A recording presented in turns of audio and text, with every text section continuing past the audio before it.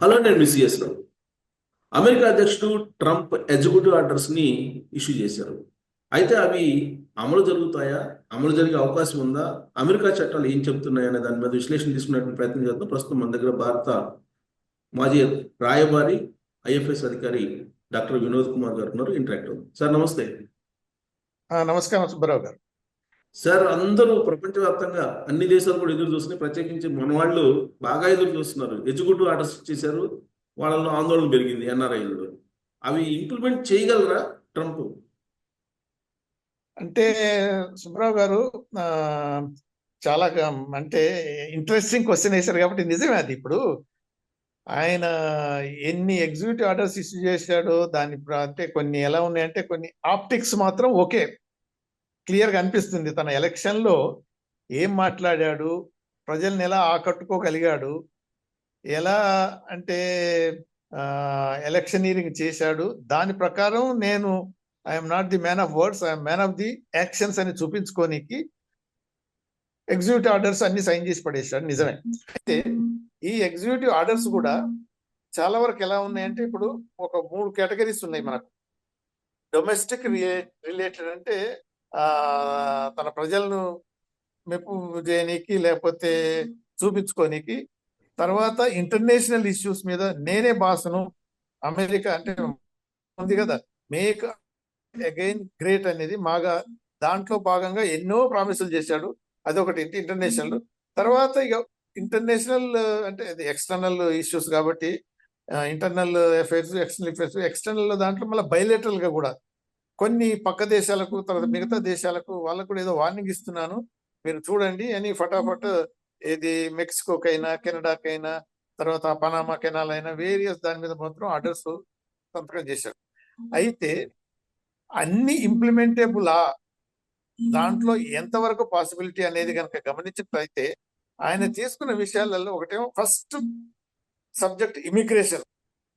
Immigration లో మొదటి నుంచి అంటున్నాడు, ఇమిగ్రెంట్స్ అంతా వచ్చి మన దేశాన్ని ఆక్రమించేసుకొని మీ ఉద్యోగాలను తీసేసుకొని మీ బంగ్లాలన్నీ ఆక్యుపై చేసుకొని మీ బ్రెడ్ అంతా వాళ్ళే తింటున్నారు. మీరంతా మళ్ళీ అంటే ఒకప్పుడు అమెరికన్స్ అంటే వెరీ గ్రేట్ పీపుల్. ఇండియా అంటే వరల్డ్ లో మొత్తం ఓన్లీ ద సూపర్ పవర్ ఉండేది. మనం ఇలా దిగజారిపోవటానికి కారణం అంటే నెక్స్ట్ ఏదేమంటారంటే డెమోక్రటిక్ రూల్ వల్ల ఇలా అయిపోయింది అని చెప్పుకోవటం ఎలక్షనీరింగ్ చేశాడు. కాబట్టి దానివల్ల ఇమిగ్రేషన్ ఫస్ట్ ప్రయారిటీ అయిపోయింది. దాంట్లో మాత్రం ఇమ్మీడియట్ గా సంతకం చేశాడు. ఏంటి, ఆ మెక్సికో బార్డర్ నుంచి, అదే పోరస్ బార్డర్ అది, దాని నుంచి లక్షల మంది వచ్చేస్తున్నారు. మన అమెరికాలో మొత్తం ఈ క్రిమినల్స్ అంతా వచ్చేసి మన అమెరికన్స్ అటాక్ చేసేస్తున్నారు. వాళ్ళందరినీ నేను ఇమ్మీడియట్ గా పంపించేస్తాను అని ఆ ఆర్డర్ సైన్ చేయటం వల్ల దాంట్లో ఏమంటాడంటే ఓకే ఎమర్జెన్సీ, ఇది మెక్సికో బార్డర్ దాంట్లో emergency declare, national emergency declare చేసి మిలిటరీని కూడా డిప్లాయ్ చేసి వీళ్ళందరినీ బయట పంపిస్తాను అని అయితే సంతకం చేశాడు. అంటే కొంతవరకు ఓకే, ఎందుకంటే బైడెన్ మన పీరియడ్ లో డెమోక్రటిక్ గవర్నమెంట్ లో కొంతవరకు ఏంటంటే వచ్చే వాళ్లకు ఎవరైతే ఉంటారో అసైలం సీకర్స్ ఉంటారు, తర్వాత డ్రీమర్స్ ఉంటారు, వేరియస్ కేటగిరీస్ ఉన్నప్పుడు కొంత లీనియంట్ వ్యూ ఉన్నదనేది మాత్రం తెలుసు. ఇమ్మీడియట్ గా స్టాప్ చేసేసాడు అవన్నీ. సో అది కొంతవరకు ఇంప్లిమెంటేషన్ పార్షియల్ గా జరగవచ్చు. దానివల్ల ప్రజలు కొంతవరకు ఓకే బైడెన్ రాగానే మొత్తం ఇమిగ్రేషన్ స్టాప్ చేశాడు పర్వాలేదని. కానీ ఇంకోటి ఏం సైన్ చేశాడు, బర్త్ రైట్ సిటిజన్షిప్ క్యాన్సిల్ చేసేస్తున్నాడు సైన్ చేశాడు. బర్త్ రైట్ సిటిజన్షిప్ అంటే ఎవరు పోయి అయినా అక్కడ గనక అంటే లీగల్ గా ఇల్లీగల్ గానే కాకుండా ఎవరైనా అమెరికన్ సాయిల్ మీద గనక జన్మించినట్టయితే వాళ్లకు సిటిజన్షిప్ ఇచ్చేది ఎప్పటి నుంచో 100 సంవత్సరాల నుంచి కూడా వాళ్ళకి అది ఒక కాన్స్టిట్యూషన్ లో క్లియర్ గా మెన్షన్ చేయబడింది. కాబట్టి అది అమలు అవుతున్నది. ఈయన వచ్చేసి అది నేను క్యాన్సిల్ చేసేస్తాను ఆర్డర్ ఇచ్చేశాడు. దానివల్ల ఏమవుతుందంటే అది ప్రెసిడెంట్ కి అథారిటీ లేదు అని ఆల్రెడీ కోర్టులో కేసులు ఫైల్ చేశారు నిన్ననే. సో అది ఎలా ఉంటుందో దాన్ని కూడా మనం ఎదురు చూసి అంటే కొంతవరకు వెయిట్ చేయాల్సి వస్తుంది. కానీ తను ప్రామిస్ చేశాడు కాబట్టి చేసేసాడు. అది ఇంప్లిమెంటేషన్ అయిపోయి జరుగుతుందా లేదని సెకండ్. ఇంకొకటి పాయింట్ ఏంటంటే సార్, ఇక్కడ ఇంకో పాయింట్ ఏంటంటే ఒకవేళ ఏది చైనా ఇది చేస్తున్నది లేకపోతే మిగతా దేశాలు ఇలా చేస్తున్నారు, మనం అంతా ఏం చేస్తాము, ట్యాక్సెస్ వేసేద్దాం, అమెరికన్స్ ను ఆ డబ్బు నుంచి అమెరికన్స్ మళ్ళా రిచ్ చేసేస్తాను అని దానికి ఎక్స్టర్నల్ రెవెన్యూ సర్వీసెస్ అని కూడా క్రియేట్ చేసేసాడు. అది దానివల్ల ఎంతవరకు ఏమవుతుంది అనేది సెకండరీ. మొన్న ఆ ఎలక్షన్లనైతే చైనా చైనా చైనా నేను 60% ముందు అన్నాడు, 100% అన్నాడు, తర్వాత 60% ట్యాక్స్లు వేస్తా అన్నాడు. మొన్న సైన్ చేసిన దాంట్లో మాత్రం చైనా పేరే లేదు. ఓకే. దాని కాకుండా ఇంకోటి ఏంటంటే నెక్స్ట్ ఇటుపక్క అటుపక్క మెక్సికోకు, కెనడాకు ఇమ్మీడియట్ గా 25% నేను ట్యాక్సెస్ వేసేస్తున్నాను ఫస్ట్ ఫిబ్రవరి నుంచి అనేసి ఆర్డర్ ఇష్యూ చేసేసాడు. అలానే కాకుండా ఎలక్షనీరింగ్ లో చెప్పడమే కాకుండా ఆఫ్టర్ గెటింగ్ ఎలక్టెడ్ కూడా ఏమన్నాడు, ఈ కెనడా ప్రైమ్ మినిస్టర్ పోయేసరికి నువ్వు గవర్నర్ జనరల్ ఆఫ్ కెనడా, నువ్వు 51st state of America US అని అవును. అనేసిండు. అవును. అంటే అంటే ఆయన ఎన్ని మాట్లాడినా ఇప్పుడు మిగతా దేశాలు కూడా, ఇప్పుడు పనామా అక్కడ ప్రెసిడెంట్ అయినా, మెక్సికో ప్రెసిడెంట్ అయినా, ఇప్పుడు ప్రైమ్ మినిస్టర్ కెనడా అయినా, వాళ్ళు కూడా న్యాచురల్ గా రియాక్ట్ అవుతారు కదా. సరే, ఇది మన డొమెస్టిక్ కన్జంప్షన్ గురించి ఎన్నో మాటలు మాట్లాడు, కొన్ని మాత్రం ఈ ఎగ్జిక్యూటివ్ ఆర్డర్స్ కూడా ఇచ్చేసాడు, కానీ అవి మాత్రం అన్ని పాసిబుల్ కాదు. ఇంకొక దాంట్లో ఏంటంటే ఎనర్జీ, బేసిక్ ఎనర్జీగా డ్రిల్ బేబీ డ్రిల్ అనేసిందంటే బైడెన్ అడ్మినిస్ట్రేషన్ అయినా కానీ, అంతకుముందు ప్రెసిడెంట్స్ అయినా కానీ ఎన్విరాన్మెంట్ ప్రొటెక్షన్ అనేది చాలా వరకు అమెరికన్స్ చాలా సీరియస్ తీసుకునేవాళ్ళు. అయితే ఈయన వచ్చేసిన తర్వాత ఏమన్నాడు, క్లైమేట్ చేంజ్ మన ప్యారిస్ అకార్డ్ నుంచి okay we're walking out of this accord అని మేము వెళ్ళిపోతామని అదొక ఆర్డర్ సైన్ చేశాడు. దానికి ఫాలోయింగ్ లోనే ఈ ఆయిల్ ఏదైతే డ్రిల్లింగ్ ఏ రిస్ట్రిక్షన్స్ అయితే అంటే మిగతా ప్రెసిడెంట్ పెట్టారో, బైడెన్ కూడా పెట్టారు కదా, అవన్నీ క్యాన్సిల్ చేసేసి ఎనర్జీ ఎమర్జెన్సీ అని క్రియేట్ చేసి మొత్తం ఓపెన్ చేసేసాడు. Drill baby drill, will export oil, not only importing, export oil అనేది అది కూడా చేసేసాడు.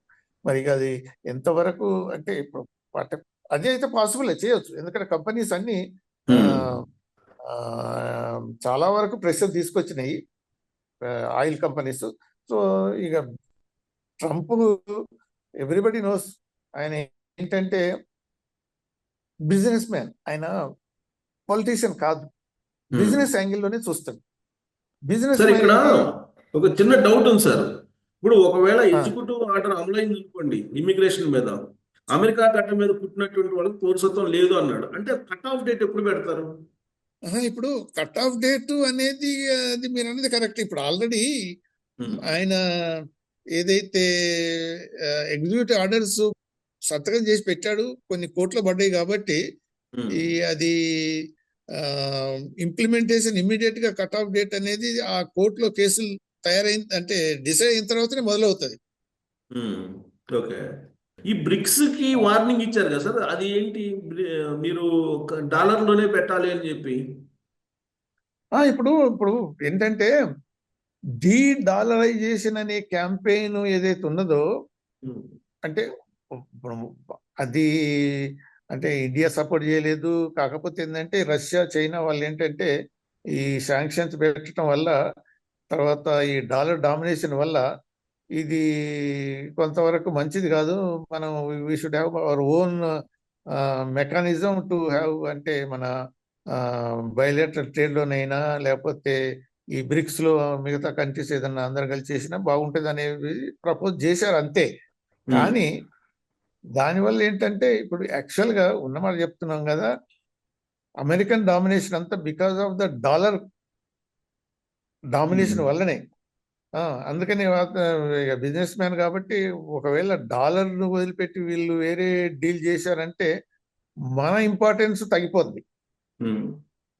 డీ డాలరైజేషన్ వచ్చిందంటే ఏమన్నాడంటే ఓకే మీరు చేసేసుకోండి, కానీ మీ మీద మాత్రం మేము 100% ఆర్ 200% ఏదైనా మేము కూడా ట్యాక్స్ వేసేస్తాం చెప్పారు కదా ఆల్రెడీ.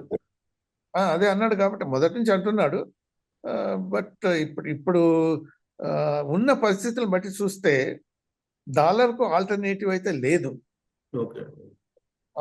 కాకపోతే ఏంటంటే ఉమ్, మ్, ఇది అంటే సింపుల్ గా ఇప్పుడు ఇరాన్ మీద శాంక్షన్స్ పెట్టాడు, రష్యన్స్ మీద శాంక్షన్స్ అప్లై చేశాడు.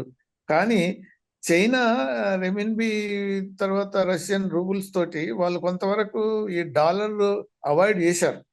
ఉమ్. సో మిగతా కంట్రీస్ అన్ని కూడా అలా గనుక డాలర్ని అవాయిడ్ చేసినట్టయితే అమెరికన్ ఇంపార్టెన్స్ తగ్గిపోతుంది. ఓకే. ఇంకోటి సార్, ఇవాళ ఆ, లేటెస్ట్ డెవలప్మెంట్ ఏంటంటే సార్, ఇప్పుడు రామస్వామి తప్పుకున్నాడు. తర్వాత మస్క్ ఏమో అదే నాజీల తరహాలో హిట్లర్ లాగా వ్యవహరించడం అనేది. ఆ సెల్యూటింగ్ నాజీ సెల్యూట్ అనేది పాపం క్రిటిసైజ్ చేయబడ్డాడు. ఆ, అదైతే నిజమే. కానీ ఇప్పుడు ఎందుకు శ్రీరాము ఆ, ఆయన ఏఐ శ్రీరామకృష్ణ ఆయన వల్లనే చాలా ఆ, ఇది ఈ డోస్ ఫండ అదే డో ఫండమెంటలిస్ట్ ఉమ్. రిపబ్లికన్స్ ఆయనను అపాయింట్ చేయడం కానీ చాలా రేసిపోయారు. కానీ ఇప్పుడు మన రామస్వామి గురించి అంత కాంట్రవర్సీ రాలేదు కదా. డోస్ నుంచి తప్పుకున్నాడు కదా. ఆ డోస్ నుంచి తప్పుకున్నాడు కదా. ఆ, గవర్నమెంట్ అంటే ఎఫిషియన్సీ.